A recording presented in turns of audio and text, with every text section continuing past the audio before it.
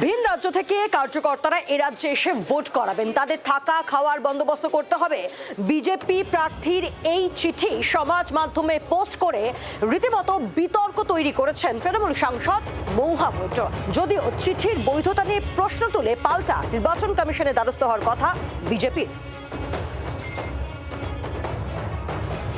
বিজেপির লেটার প্যাডে লেখা একটা চিঠি, যার নিচে প্রেরকের জায়গায় বিজেপি নেতা জগন্নাথ চট্টোপাধ্যায়ের নাম। তার আরও নিচে শ্রমিক ভট্টাচার্য থেকে শুরু করে সুনীল বনসল, অমিত মালব্য, অমিতাভ চক্রবর্তীদের ট্যাগ করা।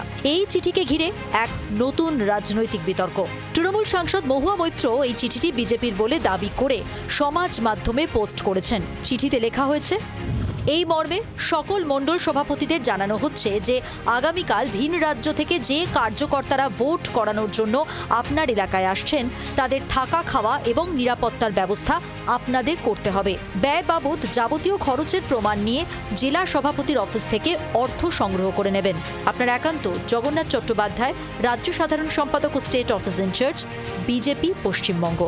মহুয়া মৈত্র তাঁর পোস্টে লিখেছেন, এই নির্দেশিকা যদি সত্যি হয় তবে সকলকে খুবই সতর্ক থাকতে হবে। তৃণমূল কর্মীদের পাড়ায় পাড়ায় নজর রাখতে হবে যেন কোনো বহিরাগত এলাকাতে প্রবেশ না করে। রাজ্যের বাইরে থেকে বহিরাগতদের নিয়ে এসে বিজেপি ভোট করাচ্ছে বলে একাধিকবার তোপ দেখেছেন মমতা বন্দ্যোপাধ্যায়।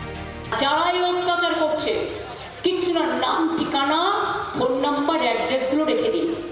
যে যেখান থেকেই আসুক, দিল্লি দখল করার পর আমরা শুধু ওদের একটু মিষ্টি পাঠাবো। ঠিক আছে, বুঝলেন? ইশারাই কফি। বিজেপি অবশ্য মহুয়ার পোস্ট করা চিঠির সত্যতা স্বীকার করেনি। চিঠি নিয়ে সবথেকে বড় প্রশ্ন জগন্নাথ চট্টোপাধ্যায়ের ডেজিগনেশনে। কারণ চিঠিতে দেওয়া পদমর্যাদায় এখন কাজ করেন না জগন্নাথ চট্টোপাধ্যায়। নির্বাচন কমিশনে এই নিয়ে অভিযোগ জমা করা হবে বলেও বিজেপি সূত্রে খবর। ব্যুরো রিপোর্ট, জি24 ঘন্টা। বাংলার আওয়াজ, বাঙালির আবেগ, জি24 ঘন্টা।